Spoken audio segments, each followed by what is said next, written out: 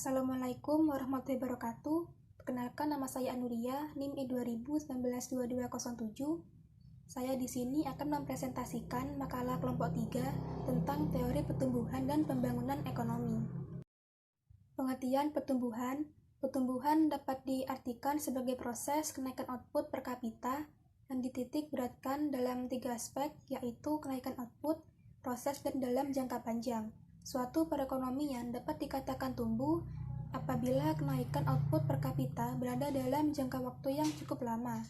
Tentu saja dapat terjadi kemerosotan, misalnya gagal panen.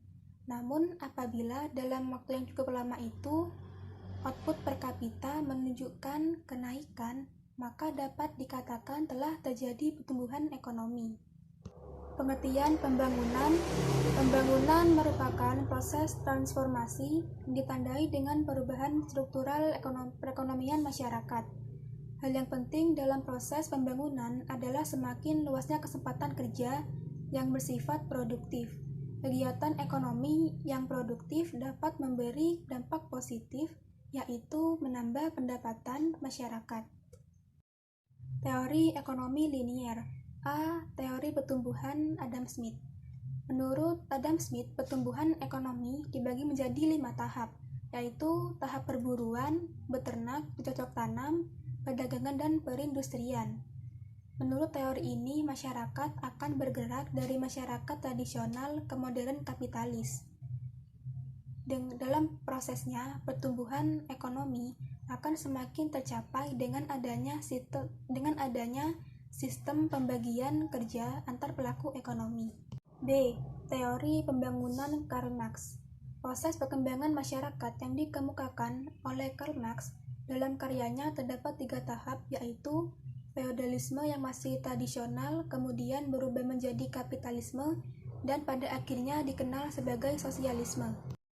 Pada masa tradisional, situasi masyarakat sangat memprihatinkan.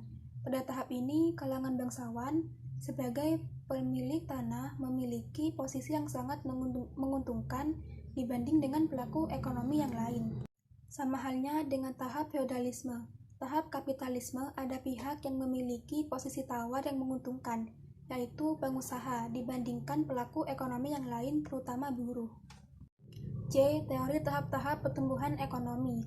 Rostow berpendapat bahwa setiap negara akan melalui tahap-tahap dengan proses pembangunan ekonomi.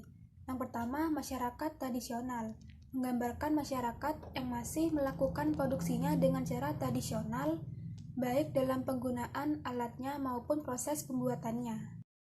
Ciri-ciri masyarakat tradisional.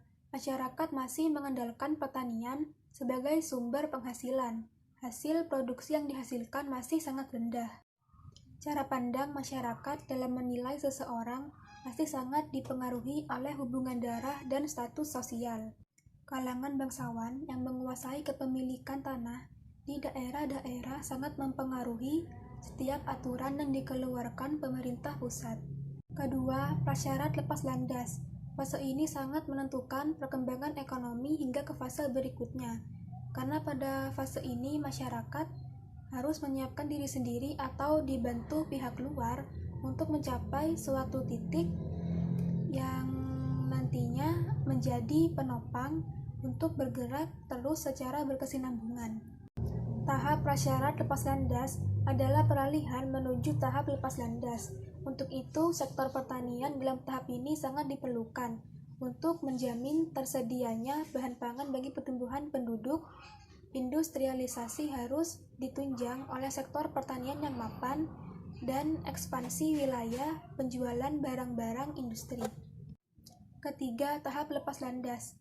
Fase ini berlangsung dengan perubahan yang terjadi pada sektor investasi yang mengalami peningkatan dan perubahan.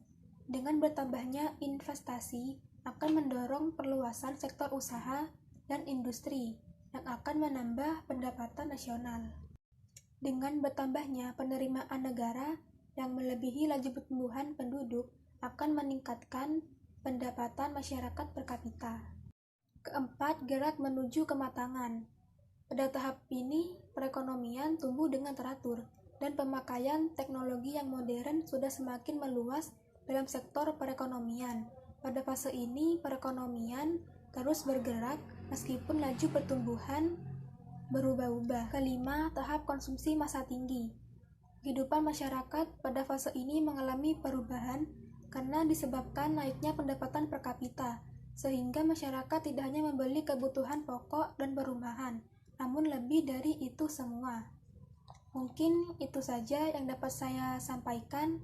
Kurang lebihnya mohon maaf. Wassalamualaikum warahmatullahi wabarakatuh.